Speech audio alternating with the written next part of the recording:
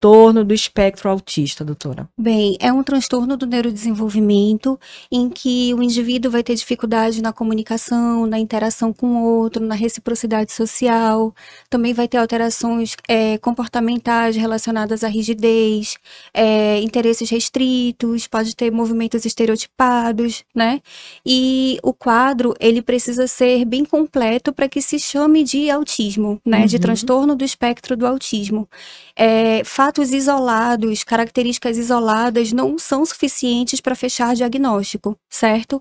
Então, muitas vezes nós falamos assim, fique atento, por exemplo, com o bebê, né? O bebê tá aqui mamando e ele não olha no olho da mãe. E, ok, é uma informação importante para a mãe ficar alerta, Sim. né?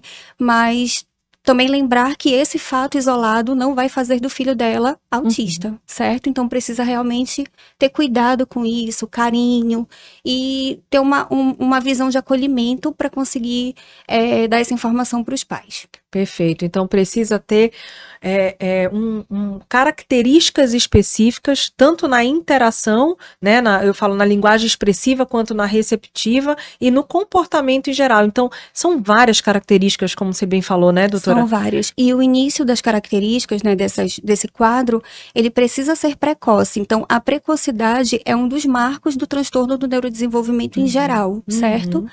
E também lembrar que, além de precoce, precisa trazer realmente dificuldades na qualidade de vida, né? Transtorno para a qualidade de vida daquela pessoa. Perfeito. E doutora, e o TDL? Né? O que é o TDL? Tá. O TDL é o transtorno do desenvolvimento da linguagem. Então, quando a gente fala em linguagem, naturalmente a gente pensa que ele é restrito a linguagem, né? E de fato não é. Então o TDL, ele extrapola os limites anatômicos da linguagem. Então é um quadro que pode ter, por exemplo, alterações comportamentais, pode ter questões de coordenação motora, principalmente de membros superiores, mas também pode ter de coordenação motora global, alterações de funções executivas, né? Então é um quadro bem amplo e que precisa ser conhecido. Ele é um quadro muito prevalente e pouco conhecido, infelizmente. E questões sensoriais também, doutora? Também pode ter questões sensoriais, né? Então, as questões sensoriais, elas não são exclusivas de nenhum quadro, certo? Elas podem estar presentes até em pessoas típicas, né? Pode existir também transtornos de processamento sensorial isolados. Isso, ele não precisa estar associado a um outro quadro, e nem olhar para um quadro de transtorno de processamento sensorial, acho que tá bom. Não, tá ótimo. Eu porque assim, da questão do transtorno sensorial, o que me veio na cabeça? E foi excelente você ter falado que ele pode ser isolado, porque, por exemplo, crianças com uma seletividade alimentar severa, Isso. né? E pode ser uma questão sensorial apenas, né? Não necessariamente tem algum transtorno, outro transtorno, aliás, como o TDL, como o TEA, mas pode também estar associado a eles. Pode também estar associado.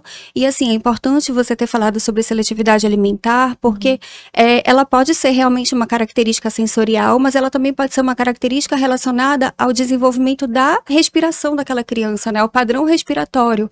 Então, assim, uma criança que não respira bem, ela pode ter preferência por alimentos mais pastosos, né? Por alimentos líquidos, então mingau, enfim. Então, acaba mascarando uma questão de transtorno sensorial, né? A gente acaba pensando nisso, mas na verdade a criança tem um problema respiratório. Olha só.